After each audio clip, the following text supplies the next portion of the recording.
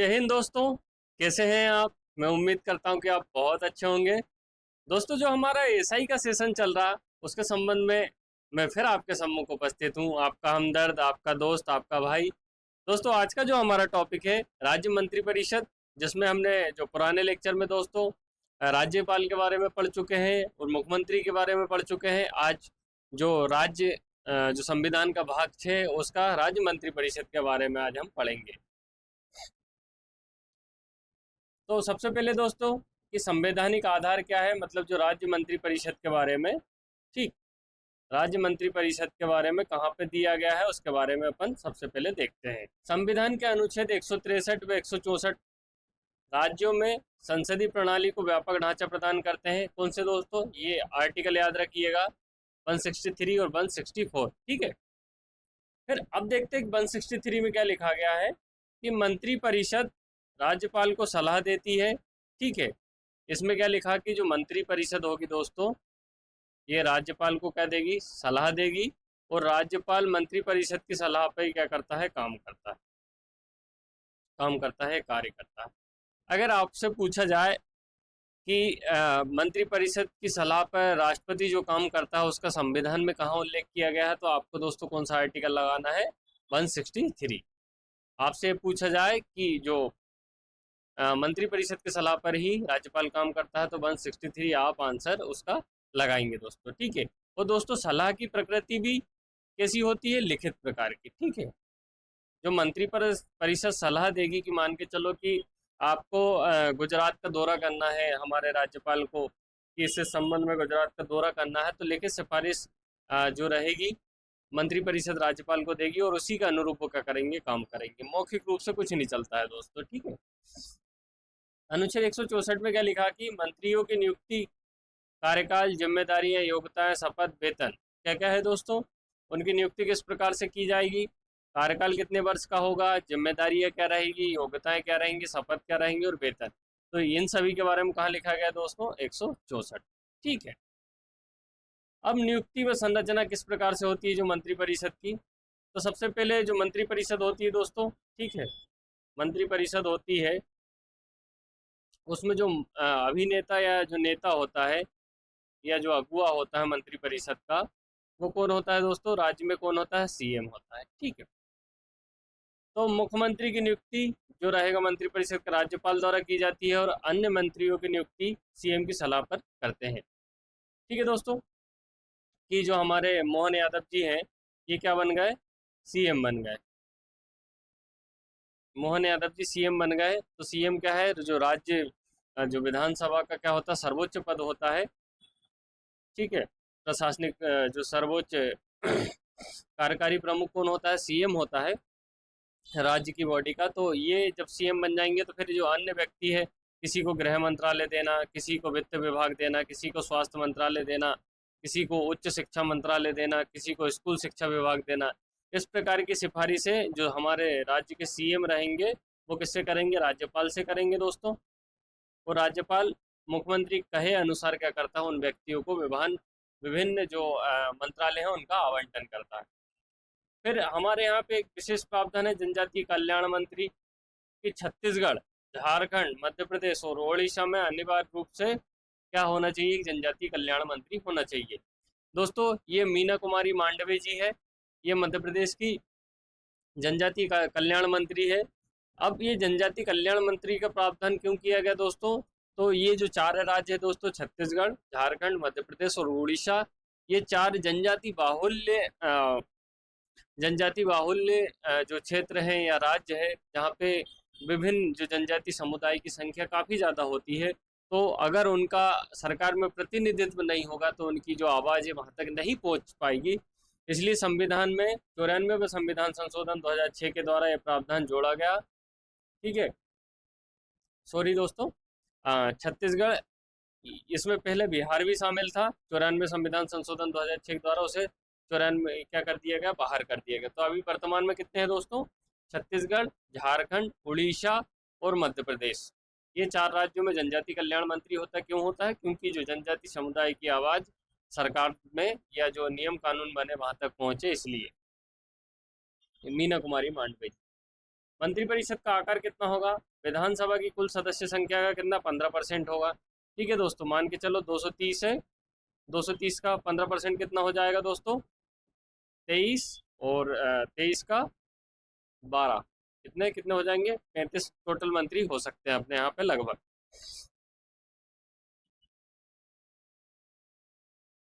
न्यूनतम जो सदस्य संख्या कितनी रहेगी, 22। 91 संविधान संशोधन द्वारा ये 15% वाला जो प्रावधान था दोस्तों कर दिया गया था। तो 163 में क्या लिखा है दोस्तों, कि जो मंत्री परिषद है राष्ट्रपति को लिखित सिफारिश करेगी कि आप ये काम कीजिएगा। 164 में मंत्रियों के बारे में प्रावधान है। मुख्यमंत्री की नियुक्ति किसके द्वारा, राज्यपाल द्वारा की जाती है, और राज्यपाल अन्य जो सीएम के कहने पर अन्य मंत्रियों की नियुक्ति करते हैं। जो मंत्रिपरिषद का आकार 15% से ज़्यादा नहीं होगा। 91 संविधान संशोधन 2003 द्वारा ये प्रावधान किया गया है। और 4 राज्यों में मध्य प्रदेश एक है जहाँ पे जनजातीय कल्याण मंत्री होता है। अब आगे देखते हैं दोस्तों हम कि जो मंत्रियों के शपथ, वेतन और कर्तव्य क्या क्या होते हैं। तो सबसे पहले दोस्तों, राज्यपाल मंत्रियों को पद एवं गोपनीयता की शपथ दिलाते हैं। राज्यपाल ही दिलाएगा सीएम को, चीफ मिनिस्टर को, प्लस अन्य मंत्रियों को। शपथ कौन दिलाता है, अगर आपसे पूछ लिया जाए कि जो हमारे स्वास्थ्य मंत्री हैं उनको किसने शपथ दिलाई, तो उसका क्या आंसर होगा दोस्तों, राज्यपाल। या सीएम का ही पूछ लिया जाए, सीएम को कौन शपथ दिलाता है, तो वो होता है राज्यपाल दिलाता है। पद एवं गोपनीयता की शपथ क्या होती है दोस्तों, इसका तात्पर्य होता है कि मैं अपने जो पद पे रहूंगा उसके गरिमापूर्ण तरीके से उसका कर्तव्य का निर्वहन करूंगा। और पद की जो गोपनीयता की कुछ काम ऐसे होते हैं कि जो मतलब पब्लिकली डिक्लेयर नहीं की जाते हैं, तो उस कुछ कुछ जो बातें होती, जो सिक्योरिटी से संबंधित बातें होती, उनको मतलब दबा के रखूंगा।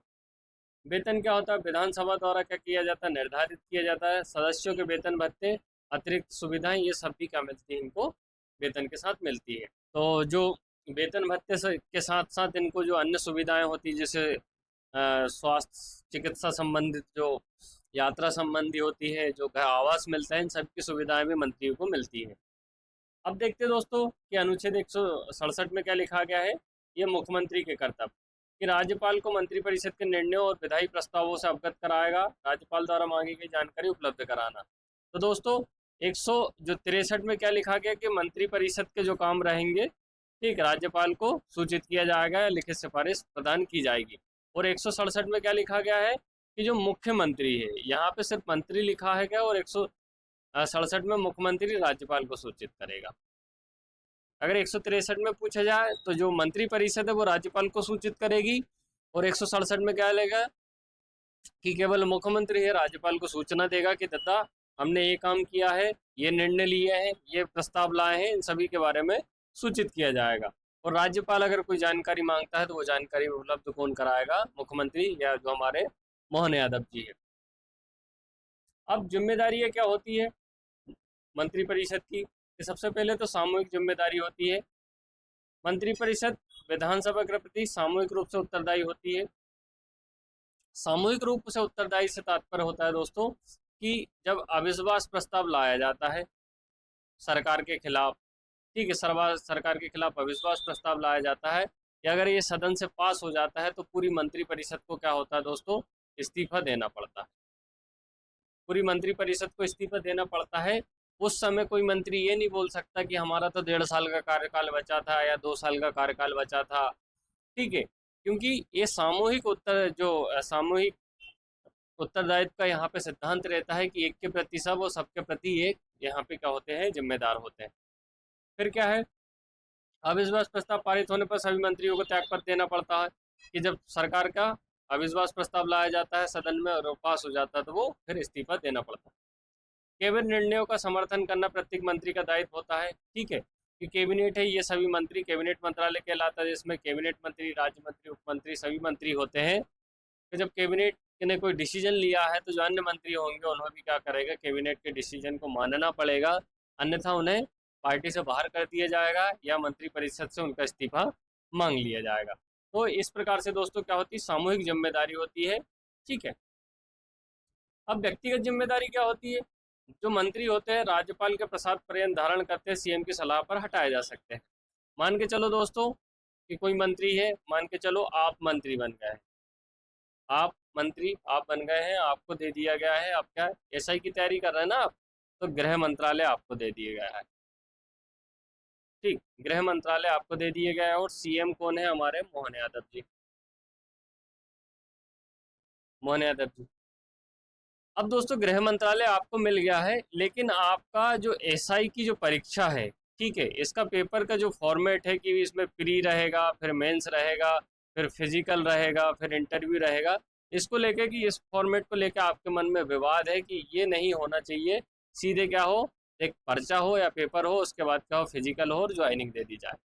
अब अगर आप नहीं मानते हैं और जो सरकार के खिलाफ जाते हैं इस मामले में लेके इनका विरोध करते हैं, तो मोहन यादव जी जो है राज्यपाल से कहकर आपका जो गृह मंत्रालय पद आपसे छीन सकते हैं। तो एक प्रकार से व्यक्तिगत जिम्मेदारी भी होती है। कानूनी जिम्मेदारी का भाव क्या है कि मंत्रियों की सलाह को न्यायालय में चुनौती नहीं दी जा सकती, कि 163 के थ्रू जो मंत्री परिषद होती है दोस्तों, किसको, राज्यपाल को सलाह देती है, तो उसको न्यायालय द्वारा चेक नहीं किया जाएगा कि ये सलाह आपने दी है, ये सही है या समय की परिस्थिति के अनुकूल ठीक नहीं है, इस प्रकार की कोई भी चर्चा नहीं की जाएगी।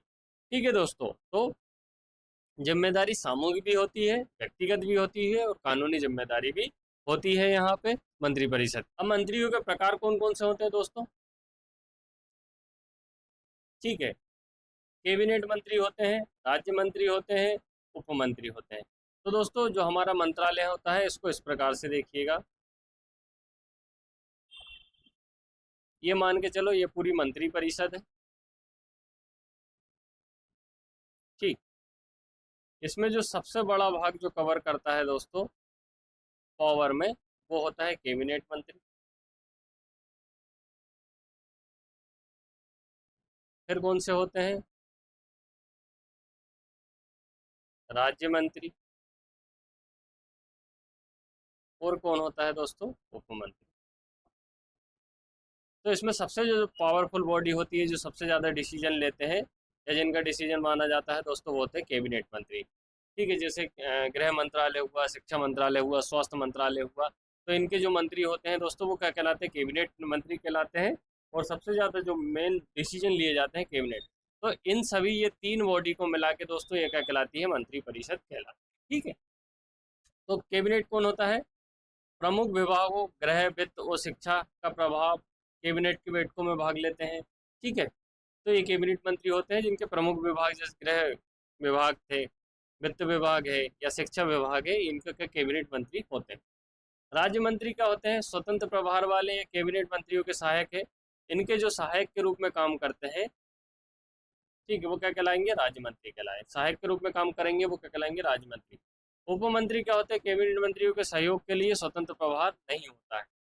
ठीक है, स्वतंत्र प्रभाव या इन्हें एक विभाग नहीं दिया जाता, मान के चलो शिक्षा विभाग का, उच्च शिक्षा विभाग का एक यूनिवर्सिटी वाला विभाग इनको दे दिया गया है, यूनिवर्सिटी का एक विशेष काम इनको दे दिया गया, तो ये क्या कहलाएगा? स्वतंत्र प्रभार कहलाएगा। लेकिन उप मंत्री को कोई स्वतंत्र प्रभार नहीं दिया जाता है, राज्य मंत्री को जरूर स्वतंत्र प्रभार दे दिया जाता है। ठीक है, तो कैबिनेट मंत्री जो बड़े बड़े मंत्रालय होते हैं उनके जो मंत्री होते हैं दोस्तों वो कैबिनेट मंत्री कहलाते हैं। राज्य मंत्री मतलब कैबिनेट मंत्रियों के एक प्रकार से सहायक के रूप में, और जिन्हें स्वतंत्र प्रभार भी कभी कभी मतलब एक विभाग आवंटित कर दिया जाता है। अब उप मुख्यमंत्री क्या होता है दोस्तों? राजनीतिक संतुलन के लिए स्थापित किया जाता है। ठीक है, उप मुख्यमंत्री मान के चलो ये ओबीसी के वोट थे, ये जनरल जनरल के वोट है, और जब देखा जाएगा कि भैया ओबीसी को भी सत्ता में 50% वोट मिले हैं और जनरल के 50% वोट मिले हैं, अगर कोई सिर्फ जनरल कैटेगरी का सीएम बनता है तो ओबीसी वाले बोलेंगे कि हमारे भी तो मतलब हमने भी आपको सपोर्ट किया तो हमको भी कुछ मिले। तो इस स्थिति में संतुलन स्थापित करने के लिए, राजनीतिक संतुलन स्थापित करने के लिए ओबीसी वाले किसी व्यक्ति को या जो विधायक बनता है उसे क्या कर दिया जाता है? उप मुख्यमंत्री का पद दे दिया जाता है। ठीक है दोस्तों, जैसे यूपी में है और मध्य प्रदेश में भी है कि एक मुख्यमंत्री है और दो उप मुख्यमंत्री है। अब कैबिनेट की भूमिका क्या होती है कि जो मंत्रिपरिषद होती है, ये पूरा जो छल्ला है दोस्तों, इसका सबसे निर्णायक भाग कौन होते हैं? ये होते हैं कैबिनेट मंत्री। ठीक है, सबसे निर्णायक ने कहा, इसका कार्य क्या है, काम क्या है? कि नीति निर्माण करना, मतलब राज्य के लिए कानून का निर्माण करना। संकट प्रबंधन, कि मान के चलो कोई संकट आ जाती है, कहीं पे बाढ़ आ जाती है या कहीं पे दंगे हो जाते हैं, इनका प्रबंधन करने की जिम्मेदारी किसकी होगी? कैबिनेट की रहेगी या गृह मंत्रालय की रहेगी। विधायी और वित्तीय मामले, ठीक है, सरकार कौन कौन सी परियोजना ला रही है या किस प्रकार का बजट सरकार ला रही है, बजट का प्रारूप किस प्रकार का, ये सभी जिम्मेदारी किसकी होती है? केंद्रीय मतलब सेंट्रल स्टेट कैबिनेट की होती है। उच्च पदों, संवैधानिक पदाधिकारियों की नियुक्ति, कि कौन सा आईएएस कहाँ पे पोस्टिंग होगा, ठीक है, या किस आईएएस ने अगर अच्छा काम किया तो उसे मंत्रालय मंत्रालय में मतलब पहुंचा देना या सचिवालय भेज देना या सहायक बना लेना अपना। तो ये सभी जो बड़े बड़े संवैधानिक प्रमुख होते हैं, सचिव हुए, गृह सचिव हुए, वित्त सचिव हुए या मुख्यमंत्री के निजी सचिव हुए, आईएएस आईपीएस, इनके सभी की जो नियुक्ति केंद्रीय कैबिनेट के द्वारा दोस्तों होती है। अब कैबिनेट समिति क्या होती है? स्थान जो स्थायी होती है और अस्थायी होती है। ये दोस्तों समय समय पे स्थायी समितियां होती है और अस्थायी समितियां होती है। स्थायी जो हमेशा जैसे राजनीतिक काम होते हैं उनके लिए स्थायी समिति गठन किया जाता है। कहीं मान के चलो जैसे आरजीपीपी में घोटाला हो गया दोस्तों, तो उसकी जांच करने के लिए एक जो कैबिनेट की अस्थायी समिति का गठन किया जा सकता है। अब संविधान के अनुच्छेद और उनके विषय, ठीक है, मतलब जो केंद्रीय राज्य कैबिनेट से संबंधित कौन कौन से अनुच्छेद है। तो 163, मंत्रिपरिषद राज्यपाल को सहायता सलाह देगा, और 167, मुख्यमंत्री राज्यपाल को सलाह एवं सहायता देगा। अब जो दोस्तों जो 163 और 167 है, ये कहाँ है? राज्य में है, ये 4 का अंतर हो रहा है। और 174 और 78 ये कहाँ है दोस्तों? केंद्र में है। ये दोनों समतुल्य है, यहाँ भी 4 का अंतर है दोस्तों। तो 174 में क्या लिखा गया है कि केंद्रीय कैबिनेट रहेगी, प्रेसिडेंट को सलाह देगी। केंद्रीय कैबिनेट या मोदी जी के जो साथ वाले लोग हैं वो राज्यपाल को मतलब राष्ट्रपति को सलाह देंगे, और राष्ट्रपति उनकी लिखित सिफारिश पर कोई काम करेगा। 78 में क्या लिखा गया कि जो प्रधानमंत्री मोदी जी है वो किसी प्रेसिडेंट को सलाह देंगे अपने काम के संबंध में। यही बात दोस्तों 163 और 167 में भी लिखी गई है। 163 में क्या है कि जो राज्य मंत्रिपरिषद होती है वो राज्यपाल को सलाह देगी, उसके अनुसार राज्यपाल काम करेगा। और 167 में मुख्यमंत्री राज्यपाल को सलाह देगा और सूचना देगा। ठीक है दोस्तों, तो ये दोनों इक्वल है ना, ठीक है। 164 में क्या है? मंत्रियों के संबंध में अन्य प्रावधान, उनकी नियुक्ति किस प्रकार रहेगी, वेतन कितना रहेगा, कार्यकाल क्या रहेगा, योग्यता क्या रहेगी। तो अगर आपसे पूछा जाए कि मंत्रियों से संबंधित प्रावधान, मंत्रियों से संबंधित प्रावधान कहाँ किए गए हैं, तो क्या हो जाएगा दोस्तों? 164 लगाना उसका आंसर, ठीक है। और सीधा पूछा जाए कि मंत्रिपरिषद राज्यपाल को सलाह देती है, तो वो 163। और जो मुख्यमंत्री राज्यपाल को जो कर्तव्य है उनके यहाँ सलाह देना या सुझाव देना, सूचना देना, वो कहाँ है? 167। 166 में क्या है? राज्य सरकारों के कार्यों का संचालन राज्यपाल के नाम पे किया जाएगा। और 170 में मंत्रियों के अधिकार है विधानमंडल में बोलने, भाग लेने, लेकिन ठीक है, इस प्रकार के अधिकार। निष्कर्ष क्या है दोस्तों? राज्य मंत्रिपरिषद वास्तविक कार्यपालिका है, ठीक है। वास्तविक कार्यपालिका मतलब जो राज्य में जितने भी काम होंगे दोस्तों, जो काम होंगे वो कौन करेगी? ये मंत्रिपरिषद ही करेगी। जैसे लाडली बहना को मान के चलो, लाडली बहना को 1500 रुपये से लेके मान के चलो 2100 रुपये करना है, तो ये डिसीजन भी कौन लेगी? मंत्रिपरिषद लेगी। फिर माधव राष्ट्रीय उद्यान को टाइगर रिजर्व घोषित करना है, तो ये कौन भी करेगी? केंद्रीय मंत्रिपरिषद भी करेगी, ठीक है। तो पूरे एग्जीक्यूटिव काम इनके द्वारा किए जाते हैं, जिसका नेतृत्व मुख्यमंत्री करता है। इन सभी का नेता कौन होता है दोस्तों? मुख्यमंत्री होता है। संविधान द्वारा प्रदत्त सामूहिक व व्यक्तिगत जिम्मेदारी इसकी कार्यप्रणाली को सुनिश्चित करती है। अब जो हमारा मंत्रिपरिषद, राज्य मंत्रिपरिषद से संबंधित प्रमुख जो मतलब क्वेश्चन है दोस्तों, समय समय पे विभिन्न एग्जाम में पूछे गए हैं, ईएसबी के या फिर जो अन्य स्टेट या पीएससी के एग्जाम में, उनके बारे में देखते हैं। राज्य मंत्रिपरिषद का संवैधानिक अधिकार किन अनुच्छेदों में वर्णित है? 74, 75, तो ये तो दोस्तों सेंट्रल का हो जाएगा। 163, 64, 352, 356 ये सेंट्रल के जो आपातकाल से संबंधित है। 352 के तहत राष्ट्रीय आपातकाल और 356 के तहत राष्ट्रपति शासन। 21 और 22 दोस्तों ये स्वतंत्रता जो जीवन का अधिकार से संबंधित है। तो इसका आंसर क्या हो जाएगा दोस्तों? अनुच्छेद 163 और 164। मुख्यमंत्री नियुक्ति कौन करता है? राष्ट्रपति, राज्यपाल, उच्च न्यायालय, विधानसभा। तो राज्यपाल करता है। किसको बनाता है? बहुमत दल के नेता को। ठीक है, बहुमत दल के नेता को राज्यपाल क्या बनाता है? सीएम बनाता है, मुख्यमंत्री। किस अनुच्छेद के तहत मंत्रिपरिषद विधानसभा के प्रति सामूहिक रूप से उत्तरदायी होती है? तो दोस्तों यहाँ पे मंत्रिपरिषद के रूप में वो सामूहिक उत्तरदायी तो आर्टिकल 164। 167 में सीएम का आएगा दोस्तों। ठीक है, 164 की बात हो रही है जब मंत्रिपरिषद की, जब सीएम की बात आ जाएगी तो 167 हो जाएगा। तो 164। निम्नलिखित में किस राज्य में जनजाति कल्याण मंत्री अनिवार्य नहीं है? झारखंड, मध्य प्रदेश, बिहार, छत्तीसगढ़। दोस्तों बिहार। बिहार को 94वें संविधान संशोधन द्वारा हटा दिया गया है। जनजाति कल्याण मंत्री इसलिए क्योंकि इनकी जो जनसंख्या है जनजाति के इन राज्यों में ज़्यादा है, तो उनकी आवाज़ वहां तक पहुंचे।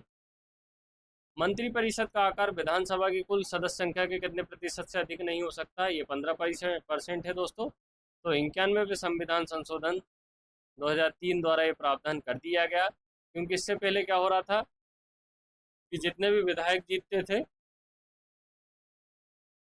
वो क्या बोलते थे, हमें मंत्री पद दो, मंत्री पद दो। तो इससे क्या हो रहा है, जो मंत्री पद का आकार है इतना काफ़ी ज़्यादा विशाल हो जा रहा था। ठीक है, तो इससे क्या हो रहे थे, जो सत्ता का लालच बढ़ रहा था दोस्तों, फिर सुप्रीम कोर्ट ने इसके संबंध में निर्णय दिया कि इससे ज़्यादा जो मंत्रिपरिषद का आकार नहीं होगा।